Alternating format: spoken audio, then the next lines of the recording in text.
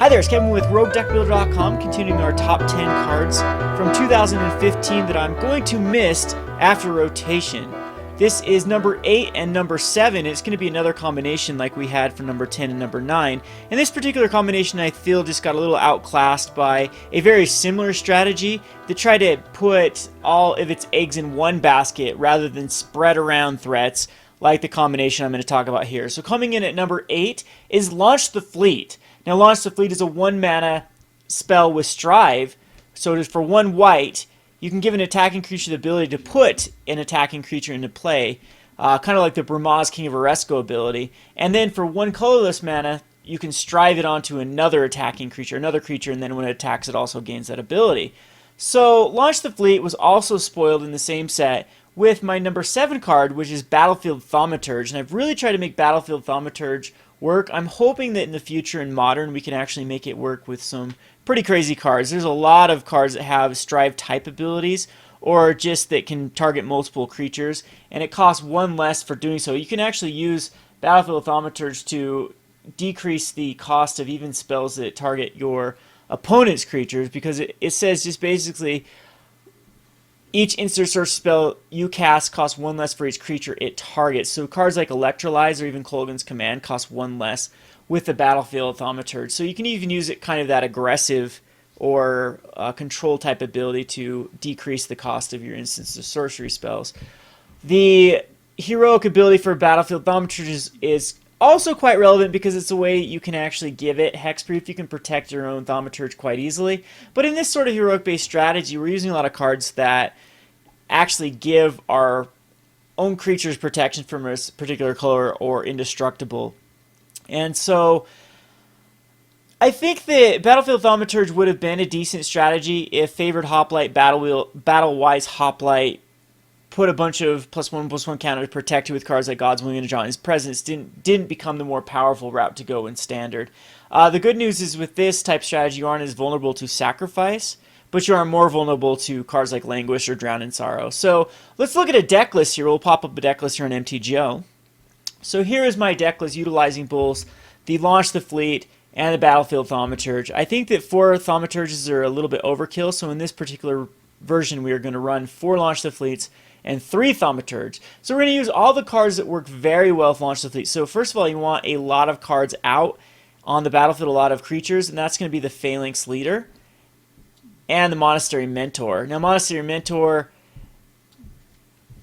you need to cast a few spells to get a few tokens out before you want to be launching the fleet, and same thing with Phalanx Leader. So cards like Defiant Strike is probably one of the better cards, and I'm not going to run any sort of enchantments in this deck because it doesn't work with Battlefield Thaumaturge to decrease the cost. So we are going to be using some other Strive cards that are very powerful. So Ajani's Presence is probably going to be the other best Strive card. It reduces the cost from 3 to just 2, and if you have 2 Thaumaturges out, it decreases it from 3 to 1. You can't get rid of that 1 converted mana cost of the white, as this only decreases in colorless.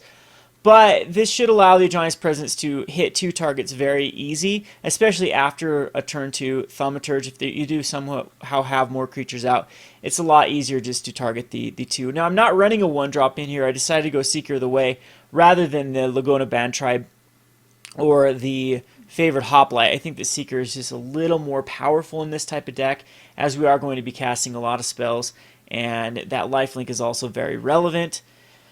So I definitely am open to playing another 1-drop. I'm playing a lot of comes into play tap lands through Temple of Enlightenment and Tranquil Cove that we can basically burn our first turn just by dropping that, and then second turn by throwing out a 2-drop. A lot of times this deck won't get going until turn 3 because we do want to protect our Phalanx Leader or our Thaumaturge, and we do that by using God's Willings and Ajani's Presence, which we are running a 4 of each. Now, the other cards in here that utilize a lot of the Strive type abilities is Vanguard. Bramaz is going to pump up all of our tokens, and Bramaz is just going to be a way to put out tokens. So another token generator that's pretty decent in the deck is Hangerback Walker.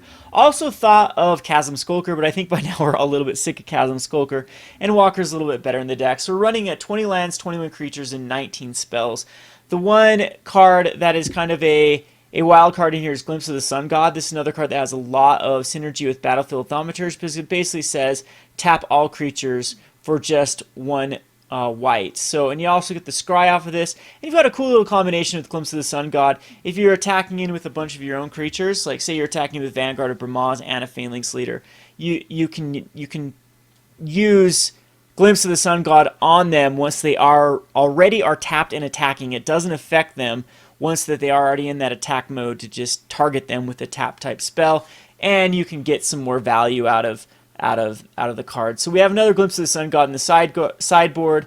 We also have 3 Congregates versus the Burn and Seeker of the Way versus the Burn strategies. 3 Stubborn Denials that we can bring in. They're not going to be nearly as good in this deck as they are in the regular Heroic deck, but I still think they're the most powerful counterspell. 2 Disdainful Strokes for Languish.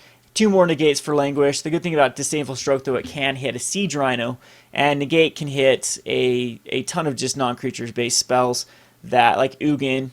Disdainful Stroke can also hit most of those, but Negate can also hit the early 2 and 3 and 1 converted mana cost spells. We're running a 3 of Hour of Need. I'm just thinking this is a fun little card. You might want to put it in here against any sort of deck that... I know it exiles, though, so it's very weird. Like, I can see exiling their own tokens, but the Monastery Mentor tokens is one with prowess are going to be almost as powerful as a 4/4 flying, but definitely the soldier tokens that are created by the Vanguard of Bramaz won't be as powerful as a 4/4 flyer. So I'm thinking about putting our Hour of Need in there just for flavor-wise. Now, we might need some other way to add a ton of tokens. Like, in the past, I've used Raise the Alarms to secure the waste, but the low land count, I don't like either one of those. I think this is a pretty decent strategy. For the other lands, we're running just 4 flooded strands, 1 island, and the rest be plains. So we're going to go ahead and queue this up and see how well it does. Again, I still think the regular heroic strategy is better than this with the 1-drop. So going a 1-drop then protecting it is very powerful in the metagame. And this is really not going to get going until turn 3 or turn 4. But I'm hoping that we can put out enough pressure and then just go for that 1-turn or 2-turn kill with like Launch the Fleets. And yeah, so Seeker of the Way might need to be changed for a 1-drop. We'll wait and see how well it performs, but we'll go ahead and queue this up. This has been Kevin with RogueDeckBuilder.com. Thanks for watching. Thanks for watching Rogue Deck Builder. If you'd like to support Rogue Deck Builder, I highly encourage buying a playmat by clicking the link to your left. Also, if you enjoyed these top 10 videos, click on the top 10 icon to see the full playlist. Also, be sure to like, comment, and subscribe. Thanks for watching.